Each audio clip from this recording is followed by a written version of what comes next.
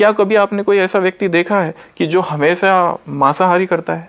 कभी तो वो शाकाहार करता ही होगा. हाँ जी. Sometimes he has to take, but for a person to remain vegetarian, he doesn't require to be non-veg. He can remain vegetarian whole life. बहुत सारी चीज़ें हम बता सकते हैं, परंतु सबसे मुख्य तो ये है कि जैसे मैंने पहले भी कहा कि जो खाना है उसमें आप देखो, जब जानवरों को मारा जाता है तो उसके जो भी दुख, दर्द, पीड़ा, वेदना, वो सारे वाइब्रेशंस उस भोजन में जा रहे हैं और वही हम खा रहे हैं. मांस में है क्या?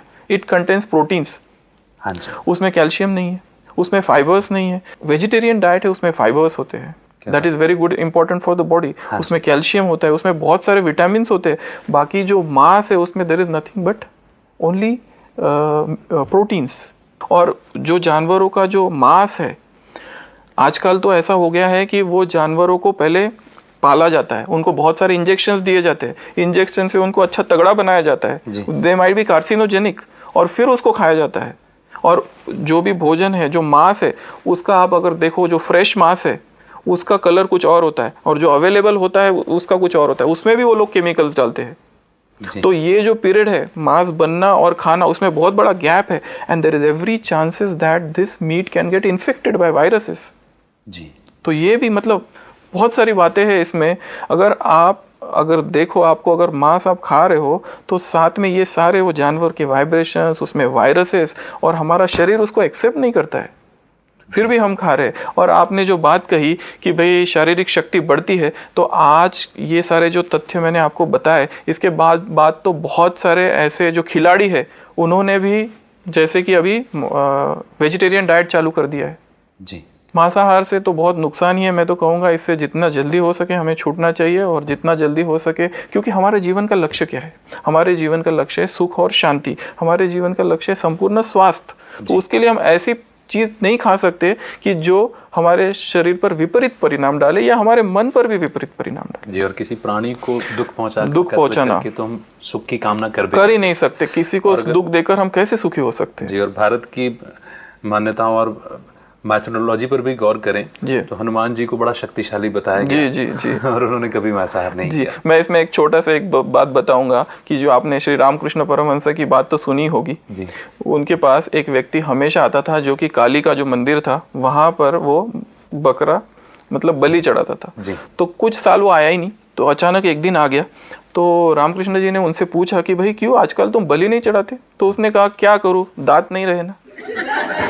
मतलब जो ये कर रहा है वो किस लिए कर रहा है? देवी को प्रसन्नता के लिए नहीं, अपनी स्वाद लोलुपता जिसको कहेंगे. जी. हम नाम तो उनका ले रहे पर कर किसके लिए रहे? अपने लिए. मतलब ये जो छोटी सी 2.5 इंच की जो जबान है, केवल उसकी संतुष्टि के लिए हम किसी जानवर को मार रहे. और दूसरी एक बात, क्या हमारा ये पेट कब्रिस्तान है कि हम इसमें मुर्दों को डाल रहे हैं?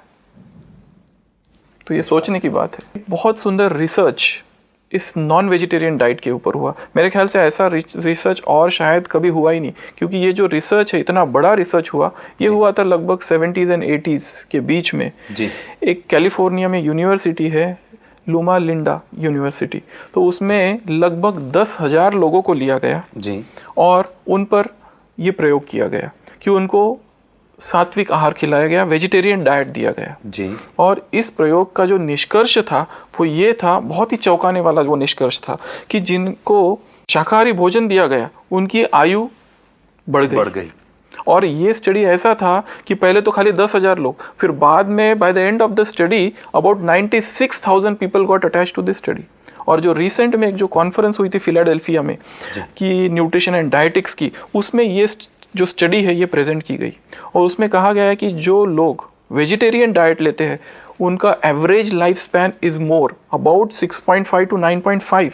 मोर देन दैट, उनका जो ओबेसिटी, जो वेजिटेरियन डाइट लेते हैं उनमें ओबेसिटी की मात्रा कम है. और तीसरा और एक जो फिगर उन्होंने, जो एक पैरामीटर उसमें अटैच किया हुआ था, इंसुलिन रेजिस्टेंस, कि भाई बीमारी है डायबिटीज़ की, दवाइयाँ काम करना बंद कर देती है, जिसमें बॉडी में इंसुलिन रेजिस्टेंस हो जाता है. तो ये जो वेजिटेरियन लोग हैं उनमें ये बहुत कम होता है. तो ये जो स्टडी था, this is really a very good study.